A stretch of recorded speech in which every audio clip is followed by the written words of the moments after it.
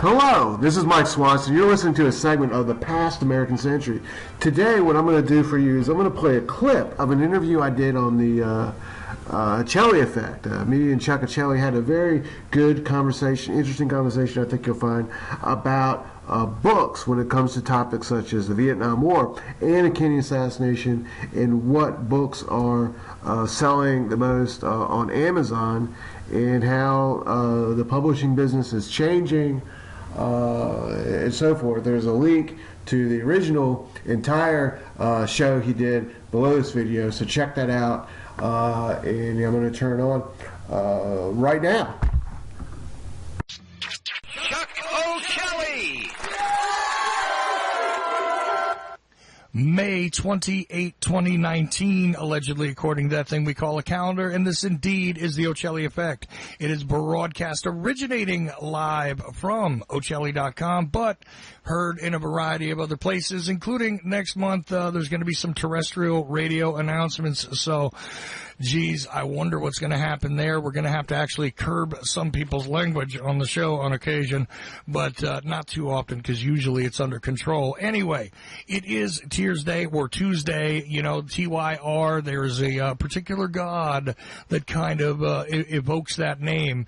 You know, you take a look at Wednesday, Woden's Day, Thor's Day, as in Thursday, Friar's Day. There you go. A lot of religious significance to the days of the week. Saturn Day, because Saturn plays a role in ancient religions for sure. Sunday, guess what? The sun. Simple, right? Monday, well, that's Moon Day. Oh, and we're back around to Tears Day. And Tuesday is a good day on the show every single time. And why? Because we usually kick off that first hour with Mike Swanson from WallStreetWindow.com, but he's also the author of The War State, author of a whole lot of other books, actually. And he's a creative guy. He's creating lots of interesting things, including a podcast, let's see, The Past American Century, it's called. That's on YouTube, but also gets posted at WallStreetWindow.com. There's a lot of things that Mike seems to be involved in lately, even a little bit of publishing, including that book on Judith Berry Baker, In Her Own Words, by Walt Brown, and who knows what'll come next. Anyway, in the second hour, now there's where it gets even stranger, because sometimes we got J.P. Satilli, the news vandal himself, but tonight we have Pierce Redmond, and Porkins and I are going to have a discussion about media for sure. But look, never scripted, never choreographed. Who knows how it's going to go, but let's get to it, because I did start on the stream a touch late. Mike Swanson, as I said, WallStreetWindow.com, the author of The War State, and you know what? Just a hell of a nice guy. How you doing, Mike? Oh, I'm doing good. And you mentioned the Judith Berry Baker book, and I'm going to plug it a little bit, and I want to tell you something about the Kennedy books in general, and then we'll get on to whatever. But so he's got a physical version.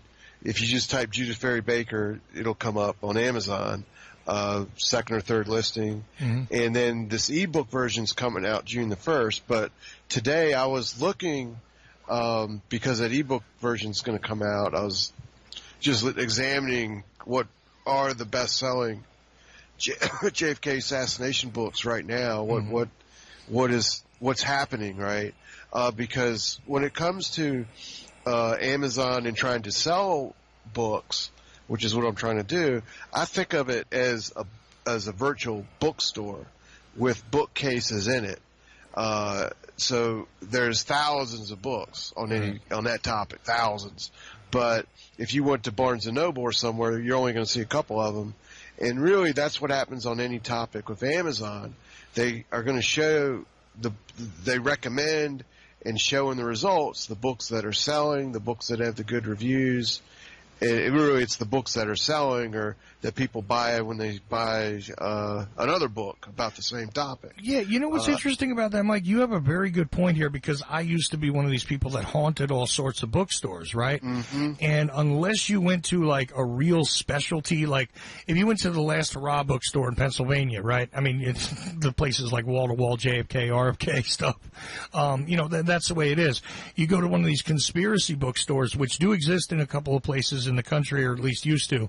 I don't know about the brick and mortar situation any longer, but you'd go there and you'd see, you know, whole sections devoted to. But when I would go to your Barnes and Noble and the places with the coffee and the different specialty books, the Borders and whatnot, fact is, yeah, you unless it was a brand new bestseller, right? You'd go to the back of the store, you'd find where the conspiracy books kind of lingered, or the assassination books, excuse me, and most of them would be conspiracy based or advocacy type books. And the funny thing is, you're looking at, okay, there's a row of shelf, right, which is pretty long and large depending on the size of the place. And I used to love the places that were 2-3 floors, right? Those places are great. Oh yeah. But even in the mall bookstore, right? Whether it was that size or it was, its own freestanding huge building with a coffee bar and pastries and who knows what else, didn't matter. Here's the reality. Half a shelf, maybe, of God knows what. So it'd be like, a print that somebody ordered and they just stuck out there because they didn't come back to pick it up, or I don't know what. I mean, in some cases you'd see like Best Evidence, which is one of those books from the old days, let's say, but in 2002 you're looking at a copy of Best Evidence, you're going, well, that's not the latest and greatest book on the assassination. It is one of the better known. Okay, fine. You move on. You find like maybe a copy of Crossfire, a few other sort of generalized titles, but no variety, no. So when you deal with an Amazon of today, yeah, it is a virtual bookstore that allows a whole lot of stuff. And some really, really terrible stuff too, because, at one point I got a book out of there that was like, 10, 12 pages long. It was supposed to be a book, and 2 of the pages were pictures. Really bad. It was supposed to tell you like the complete story of Lee Harvey Oswald, and it was by some author I never heard. It was really, really bad. So there's a lot of bad stuff in the Amazon bookstore, but at the same time, it also grants you access to really great things too that, depending on where you are, you might have not had one of those large bookstores. And today as we stand, I mean, I don't know about you, but I don't see these things in my neighborhood, and I don't see them in most people's neighborhoods, and I couldn't even tell you where the mall is, Mike. So, it is the way of things at this point. And the Baker book is interesting too. I actually have a question about that, which I need to ask you real quick. Because a couple of people I said, did you get a copy of the book yet? And a couple of people wrote back to me and said that, because they wrote to me about the book, and I said, well, did you get a copy yet? You can buy them. Walt has them, and, and they'll be out on Kindle soon. And a couple of people said they had pre-ordered them. And I said, I wasn't even aware that that book had a pre-order, selection on it, but I guess it does. Do you set these things up with like the option to pre-order as well before they're released? Yeah, that's what's going on. So if someone buys the physical version, Walt will send it to them, so that's not pre-ordering. But the Kindle is on pre-order. Right. It's been like that for the past 3 weeks or so. Mm-hmm. So if you buy it now, the Kindle version, you don't get it until June the 1st. Then on June the 1st, you can open up whatever gizmo you got, and there it is. But your discussion on the book experience of going into a big bookstore, that's what I was thinking about today, because where I live, there is no bookstore really at all. And there's to go to a used bookstore of size, I got to drive an hour. And then there's those border things, that probably an hour away too. And if you go in those border stores, they're getting smaller, or at least the number of books. They're taking up toys and coffee shops, and the amount of books in these stores are shrinking. And in fact, the history book section is really much smaller than it was.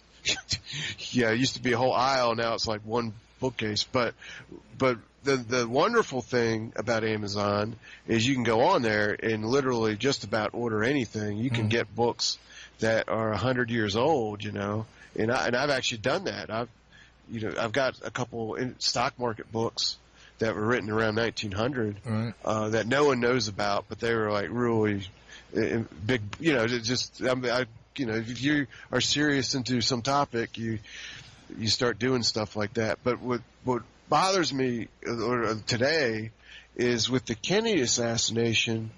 If you went into one of those stores and you saw the best evidence, the Rush to Judgment, the Sylvia Mars book, in a used bookstore, good chance you would see some of those books back in around 1990 or so.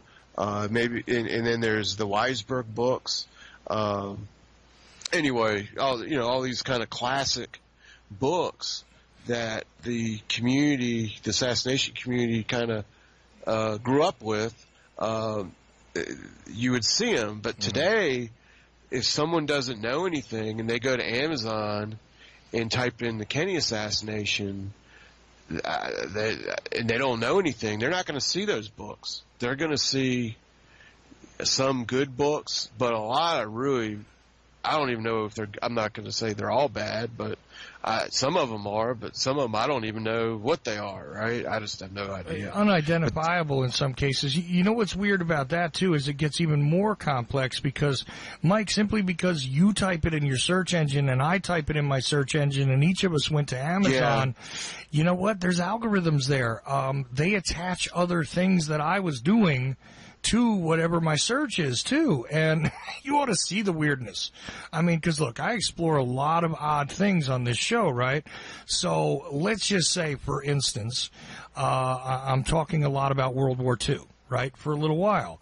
And so you might see, if I go and type JFK assassination, you'll see those books that wanted to posit that it was, secret Nazis that killed him. Because it relates to World War II in some way. You'll see some other odd things, too, that aren't even books, right, that come up. If you don't make sure that you're in the book section, you'll get DVDs and CD-ROMs and games. I mean, weird stuff. I mean, the one day I entered JFK assassination into Amazon, I actually got some PlayStation games. I think it's Call of Duty or something that has some reference to the Kennedy assassination, and they were trying to sell me like 3 different versions of that. At the top of the list, because I was talking about covert warfare and a few other things, I guess, in my other searches, right? So, it's all customizable, but the customizable end of it can be very, very strange. There's not like a clearinghouse or sort of like, the Honest Engine search engine, right? The Honest Engine, I guess you could call it, right? Which would be a search engine to tell you what is really the highest quality of the things you're searching for. In some cases, I think it's the way these things are done. They're tagged a certain way. Some listings are old. If it has a picture, it comes up better. If it's got certain key words in it that are highly searched, it comes up better. This kind of thing, I think, is a factor as well. And it's so convoluted at this point, I don't think it's doing anybody any sort of services as far as the quality of it, right? Yeah, I mean, as we're speaking, I just typed my book in the search engine. I typed my book, The War State, right? Right. And this book comes up after mine that came out a month ago, and it's called The New Art of War: China's Deep Strategy Inside the United States. Mm-hmm. And I just see that I just have no idea, is this a good book? Is this complete garbage? It's just some wacko, I mean, that's just... Is it a neocon treatise like, John Bolton's book? What is this? I mean, I just read the description. He talks about the Chinese. It's just, who knows, It says a must read for everyone to understand the just below the surface asymmetric war China is waging against the largely unsuspecting United States. I mean, it sounds hyperbolic to me, but... Well, see, now this is why I put the specific links. Like when I reference your book on the show, I actually put the link to the book on Amazon, right? Because if I go and I search, I'm going to do it right now while you talk, if you don't mind. I'm going to just go and enter The War State into an open Amazon tab on my computer, and let's see what happens. Because your book came up top, though, right? And what did you enter? I entered the War State, and then this book was after it as an advertisement. That's fine, but what I want to do is do the same thing and see if I get the same results. But it's interesting to see what happens with your own work, even. You know what's funny is trying to search you as an author is a little bit of a pain in the neck. You get confused because, first of all, Michael and Swanson are both kind of semi-common. Well, something funny about that, around the year 2000, if you type my name in on Google, I don't know if Google was around then, but whatever, 2002 or whatever, if you type my name in, I would dominate the search results, and there might be one other person. Mm-hmm. But now if you type my name in, I don't. And there's like 20 other Michael Swansons, and one of them is a murderer. So he's just he was on the news for murdering people. It was like really crazy. Yeah. But that's just, the internet, I guess, so. Well, I get two different versions of your book, okay? And then I get, let's see, what is this called? Hold on a second. Deep State War Deep State War on Trump's Christian America. Okay. Okay. Okay. Why did we go to Deep State next? I don't know. But then. I see that book. Yeah, but see, that's the next thing that comes up. Matter of fact, it's actually positioned in between two versions of your book. On my search engine, right? And then the next thing is something that comes up, the state of war, which, okay, I see you replace of with the, and you could confuse the titles, right? I have no idea what that book is, quite honestly. But Man, the State, and War is another one that comes up. But these things are going to come up differently for each of us. And I'm not signed into Amazon, but it's still picking up, obviously. How often do I end up talking about Trump on the show? How often do I probably read news articles that involve him? Well, I do news rundowns every single day, one way or another, either for the show or just to keep myself informed. And what is the news dominated by? So, quite honestly, in the first 10, 15 results, there's a bunch of Trump-related stuff, deep state-related stuff, and again, you'd think that since I searched the war state, I mean, like I said, state of war I get, but this crazy thing about, war on Trump's Christian America, how did that get placed there? And how did all this other stuff? Red November is another book that's in here in the top results. I mean, it's just, why am I not getting, say, I don't know, other books by you? Or other books by this other author here who wrote, this Christian war or whatever book. I mean, it's very weird. It's not necessarily related to directly what I was looking for, except the very top result, right? Yeah. And the rest of it is a guess at what it is they think I would be interested in based on whatever they picked up from wherever. And, I'm not. These people don't. Their algorithm does not know how to pick books for me, just for the record. But, the fact that they came up with your book first, I've actually entered the war state into a search engine, and I thought it was going to happen this time. It's changed. I put it on there before, and I was going to just tell the audience to do that. But when I did it, your book didn't come up first. Okay. It came up 6 results down, and I said, oh, no. I'll just pick one of the links, and I'll give them that whole ridiculous-looking link, and if they want to click on it and go to the war state and see it on Amazon, read reviews, whatever, that's up to them, but I give them a direct link instead of, hey, go search for it. Which I hope is helpful. I don't know. It seems to be. Some people have reported upticks in book sales after, coming on my show when they've never been on before. So I don't know. It's hard to guess, but it's a weird way of searching, right? Sure, every book pretty much imaginable is available. Some used, some new. If you want an audio version of it, I mean, you can go to Amazon and get everything.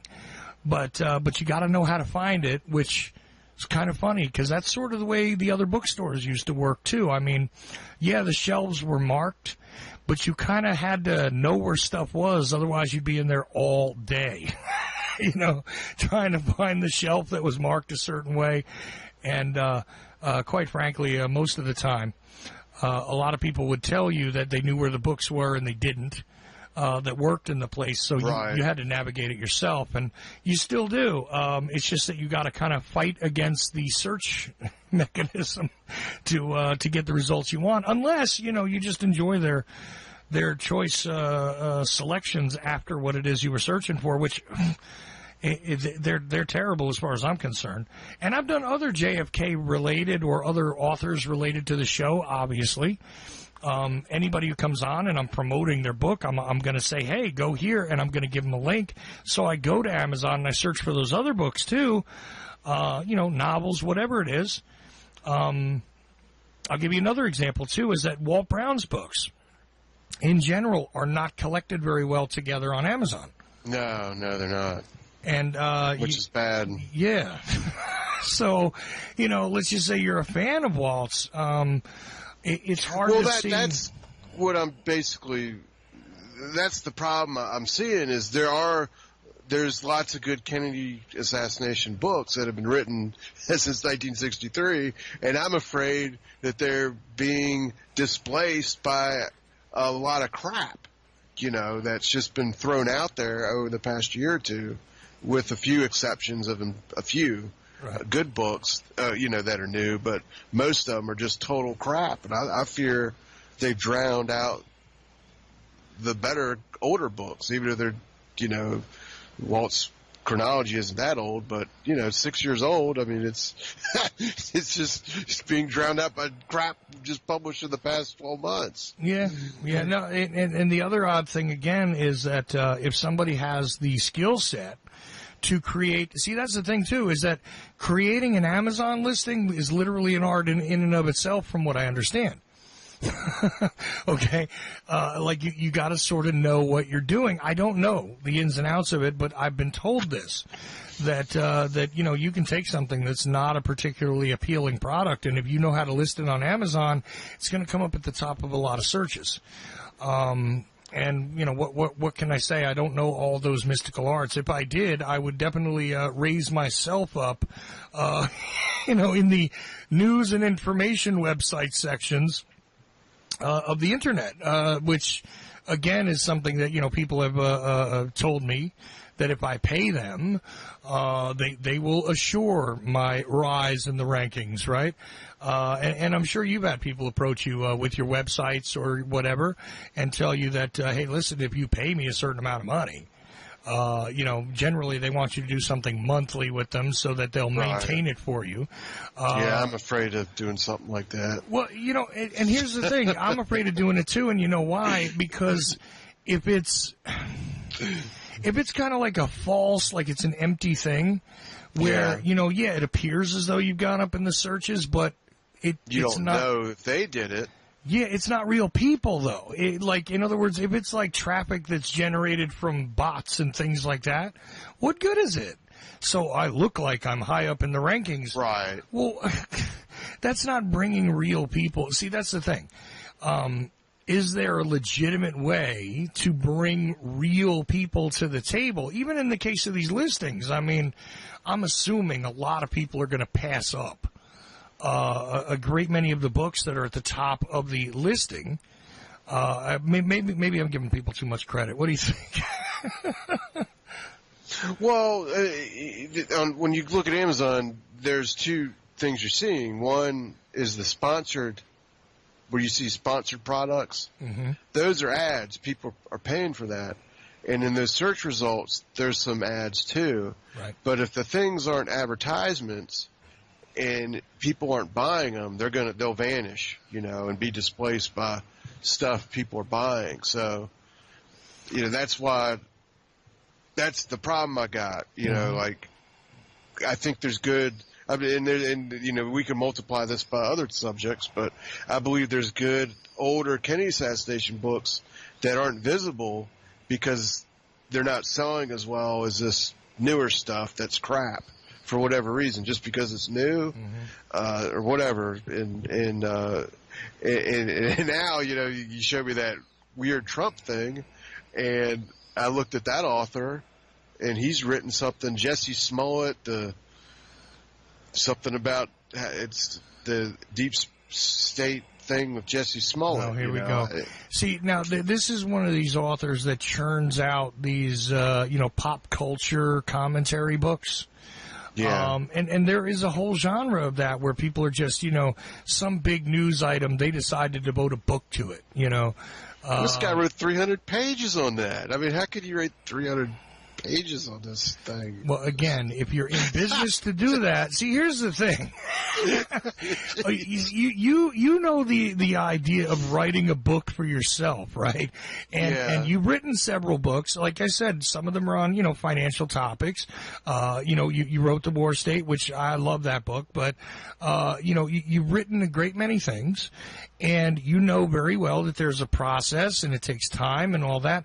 Now, if you had a staff of people that could pull together your research for you, and they were good, reliable people, that would save you a lot of time.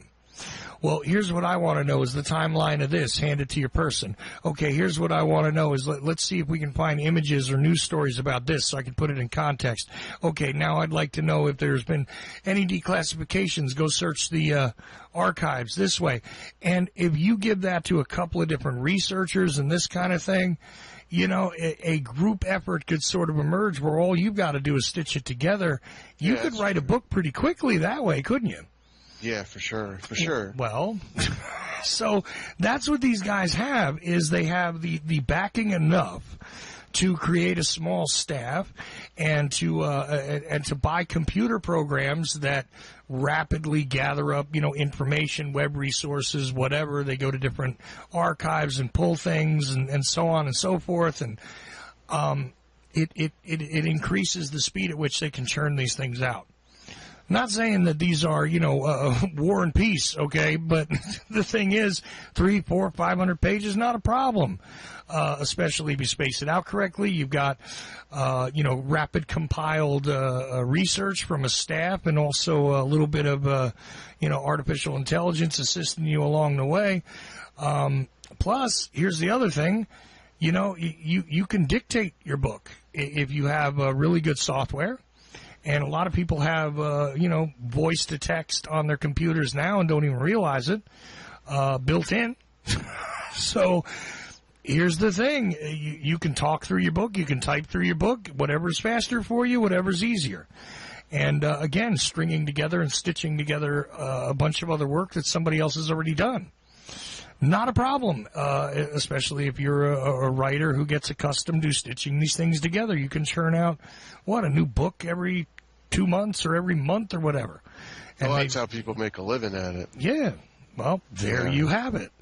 So this is probably one of these, I'm commenting on this part of the culture, and they carve out their niche and they just keep pumping them out. I mean, why in the hell Max Boot was writing about Ed Lansdale, right? You know what I'm saying? And you and I discussed that book on this show. Yeah. But Max Boot, his business is being a commentator from a certain perspective, and he's a member of the Council on Foreign Relations, and therefore, grains of salt, please swallow first, right? With everything he says, and where the hell did the Ed Lansdale book come from? Right? I mean, wasn't that strange to you that this guy was writing a book about Lansdale? Well, he's trying to rehabilitate counterinsurgency and nation building and stuff, so forth. But yeah, but he could have picked other characters. You see, it's very interesting that he seized upon Lansdale. I think to ingratiate himself to the deeper conspiracy culture who's well aware of the name Ed Lansdale. I think that was the point of it, is to make it seem like he was an objective historian. Well, I think, Lansdale is a more well-known figure for people. He's sort of a legend and mysterious. So that kind of connects with what you're saying. No, I get you, but here's the problem that we have though. You and I are well aware of this guy's name. We've heard it for many, many years because of our involvement with the Kennedy assassination. Yeah. So, all you got to do is watch, Oliver Stone's film and kind of get an idea what's going on. And okay, Fletcher Prouty, whatever, over the years. Ed Lansdale's in that part of the culture, but if you remove that from the equation, random Joe Q person, why do they care who Ed Lansdale was? You know what I'm saying? If you remove that narrow interest right. from your repertoire, Ed Lansdale is not quite the legendary figure all of a sudden. You know what I mean? He's not... the general in Vietnam. Oh my goodness, why am I forgetting this guy? Well, maybe he's got two. Maybe he may have an audience of people inside and outside the government. As you mentioned, people read the Accounts of Foreign Relations journals, right? Which is about 100,000. They got like 100,000 subscribers. That thing, right? And it's not cheap either. No, and it's not cheap. And look, when I wrote the war, I'll tell you something really crazy. When I wrote that War State book, I was curious about advertising in magazines, and I advertised in this libertarian magazine. I advertised in American Conservative, and it cost a couple $100. And I contacted the CFR to advertise in Foreign Affairs. That's their 100,000, their big publication. Right. It costs hundreds of thousands of dollars just to put an ad in it. Right. Just like I said, I couldn't believe it. Just an advertisement. It's just crazy. Well, because that tells you something, doesn't it? I was like, whoa. They sell ad space based on,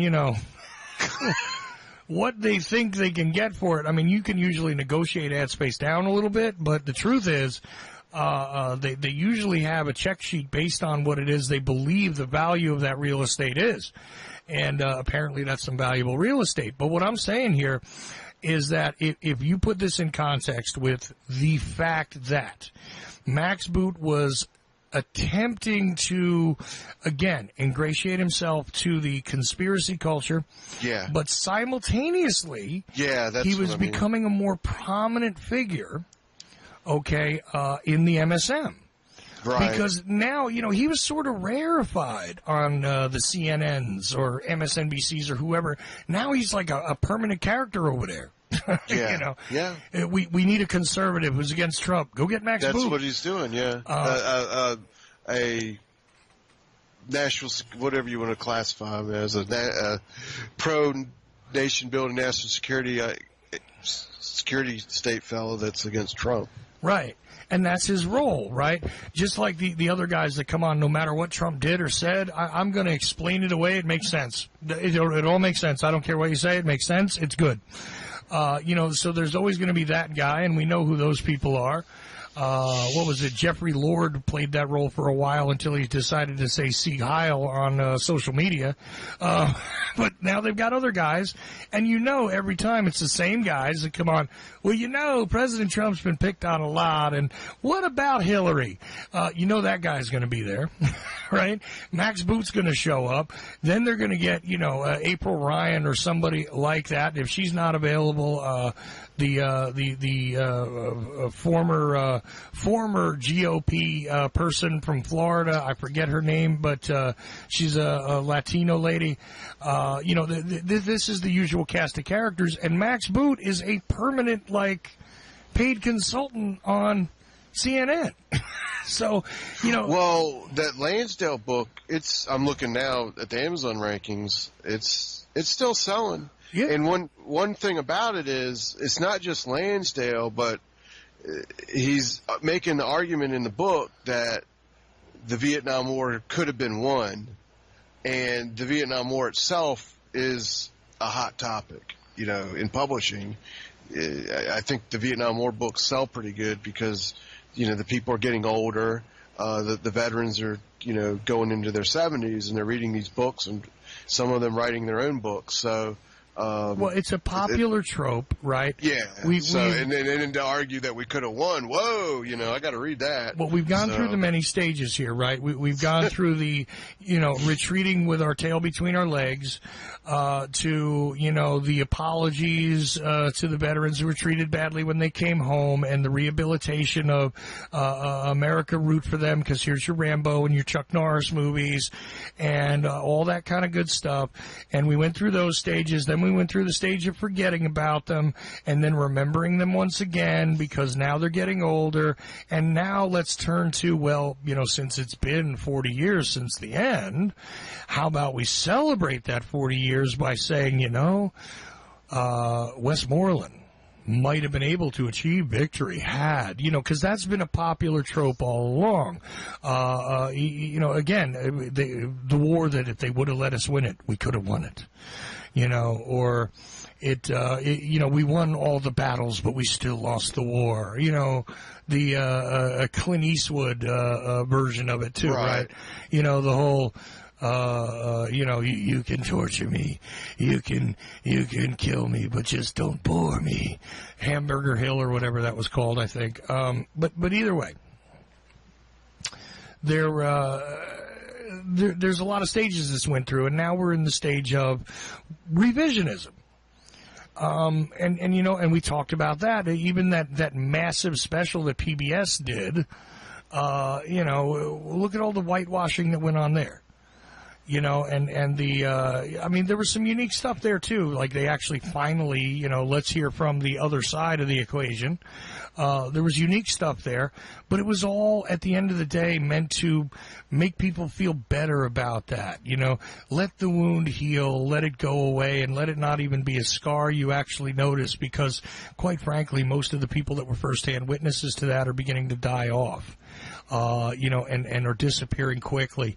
Those that were not sick from Agent Orange, whatever, are just aging out now.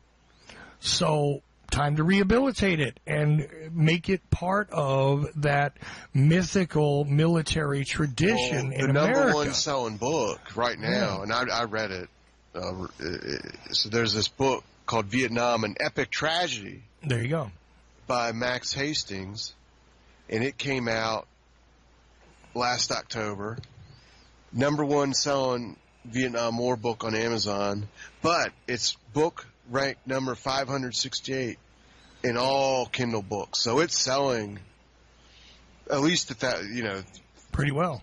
1,000 copies a day or something. That's a lot. And here's the selling key, like crazy. And here's the key thing about that, right? But it's doing what you're talking about. Yeah. It's doing that exact. I mean, you see it in the title. Right. Because what is a tragedy? Look, I'll tell you something about it though. It the first couple pages, the guy thanked the Ken Burns movie, right, for bringing attention to the war and saying how helpful it is. And then he's made this comment, and I've never seen an author do this. Mm-hmm. But he said he did not use any documents, didn't use, presidential papers or archive research. He just stuck to some of the general histories and memoirs of some soldiers on both sides and interviews with them that he got access to, just to focus on the human dimension of the tragedy.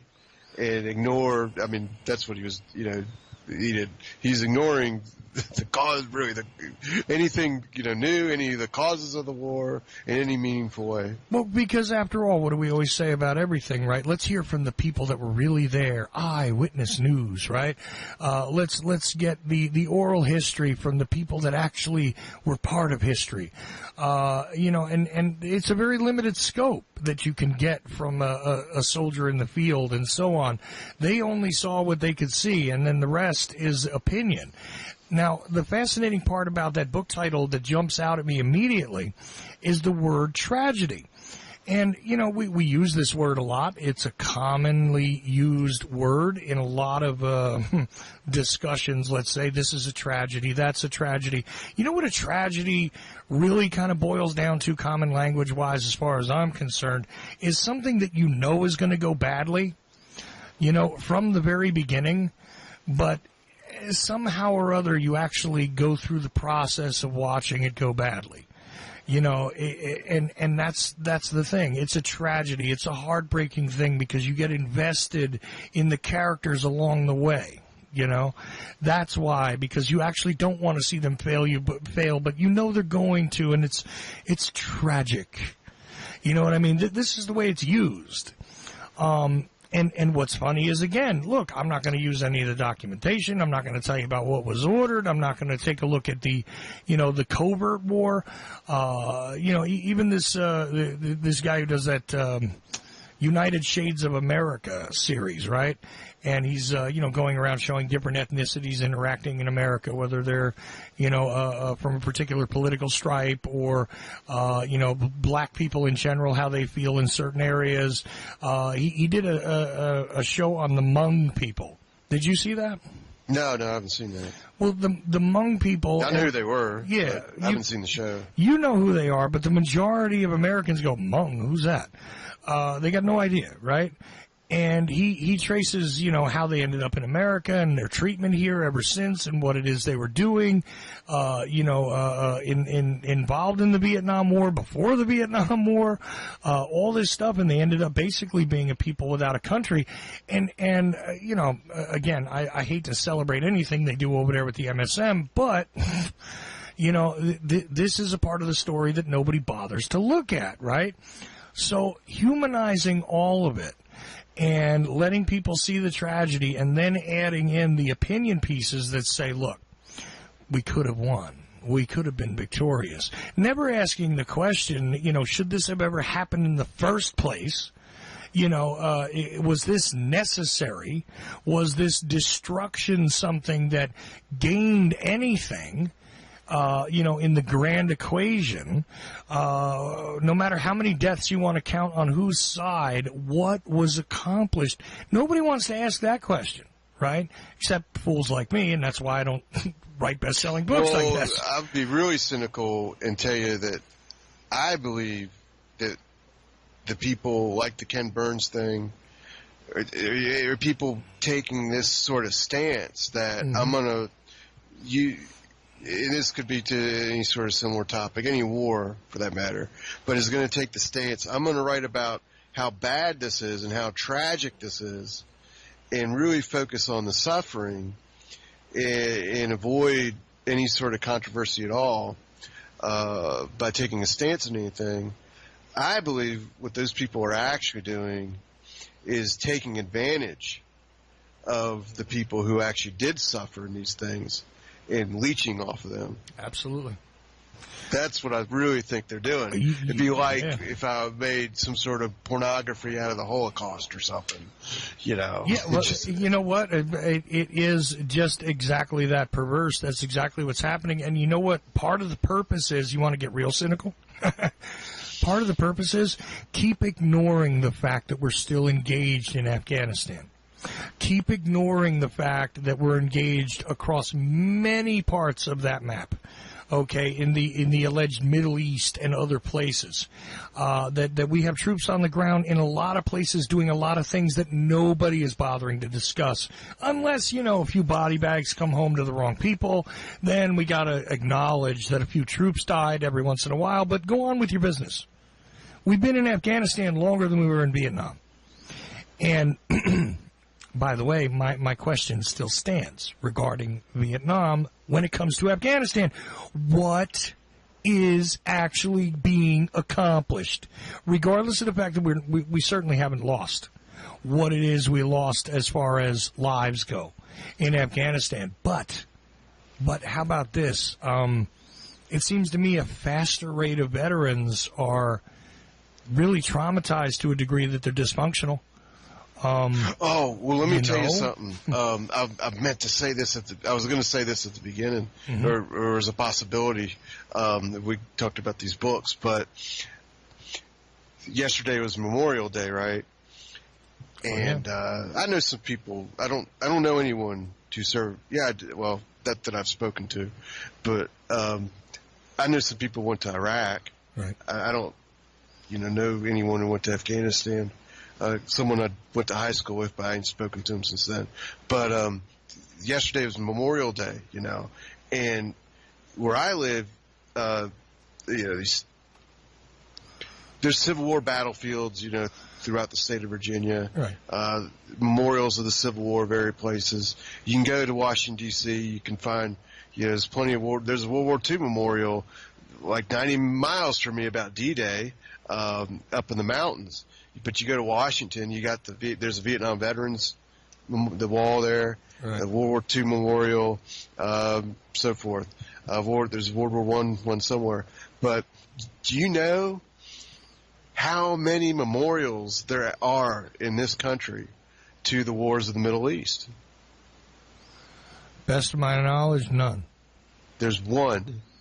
Oh. And it's out in some little town out in the middle of nowhere, like in the Midwest somewhere. See, I didn't even know that. One. No, that's why I'm bringing it up. I heard someone did an article saying, there's one that's out in this place, and they wrote about it. Well, so. that's interesting, and let's, One.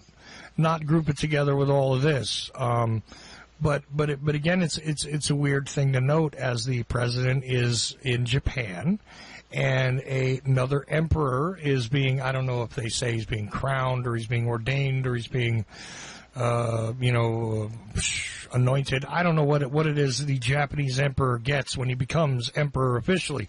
But Trump's over there for that, wishing the Japanese troops happy Memorial Day.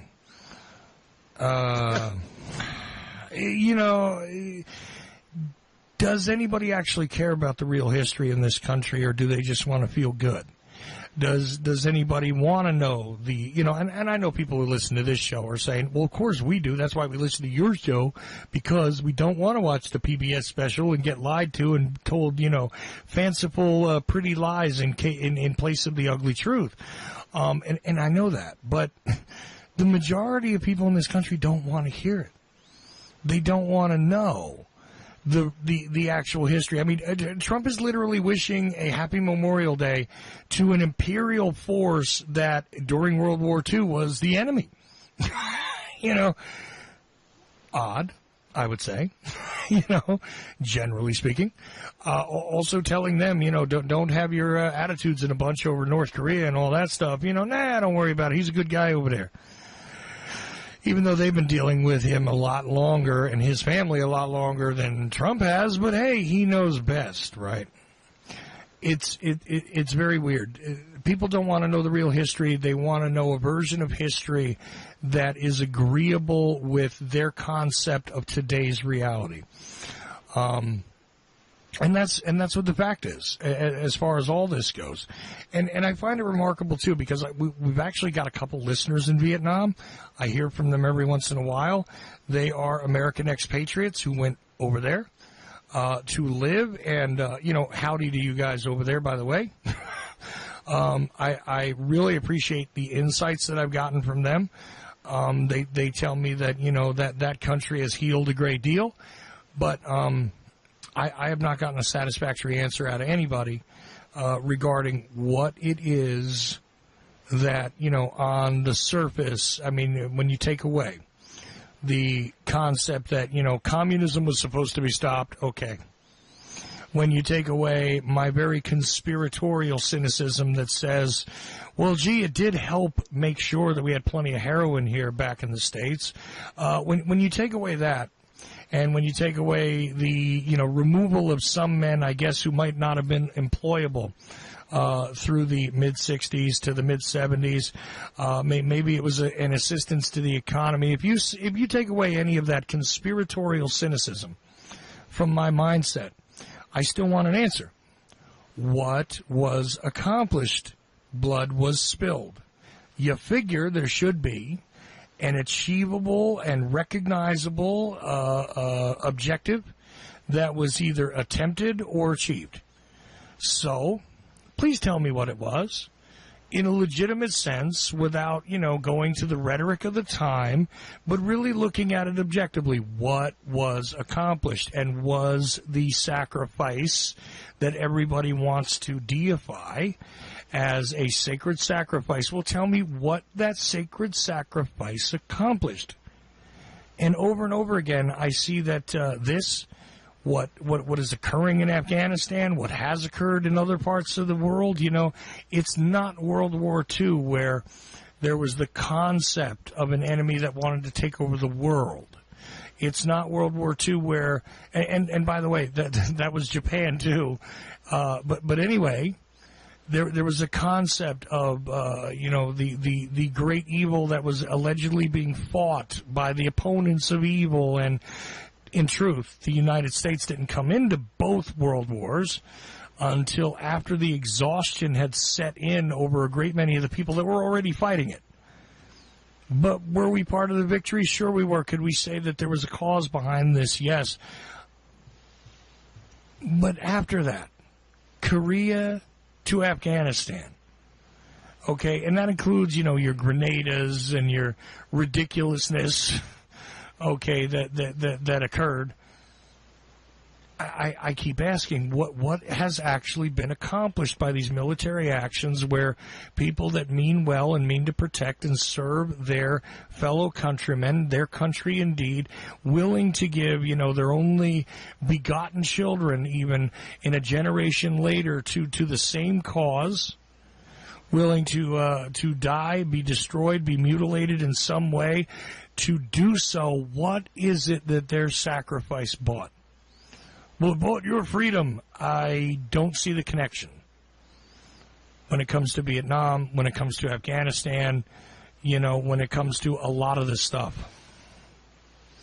And again, these are my views. These are not Mike's. I'm not saying that this is Michael's view, but this is the problem I have with this celebratory sanitization of the history that is still accessible.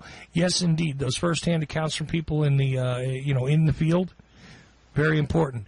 The accessibility to certain things, the fact that there was modern media in place, and that means that news reports, wire services, there were actually films taken. There's a lot of history that has been preserved, that can be studied, analyzed, and made true to the public. Is the reality of it only going to be known 75 years after the event, when proper perspective from a historian's point of view is established and everybody that was involved is definitely dead? Is that what we're going to have to wait for, or could we do better and tell the truth now? So when it comes down to it, I don't know how the Amazon search engines are going to help us find that. I don't know how a lot of things are going to help us find that, but I think the pursuit is very worthwhile. I'm sorry, Mike. I know I went into like a weird sort of rant here, but you got me thinking about one of the things that bothers me very much about revisionist history and the sanitization of the truly ugly reality of the damage left in the wake of the war state itself. I'm sorry. This methodology of focusing on the tragedy and excluding any reasons and deeper thinking about this stuff.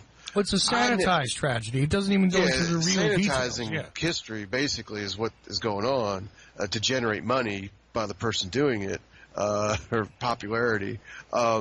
With the Vietnam War, I've read about the Vietnam War off and on since I was a teenager, and I never saw anyone do it with that topic up until really that Ken Burns movie, and now this book has come out, and it's the number 1 selling book on the topic at the moment.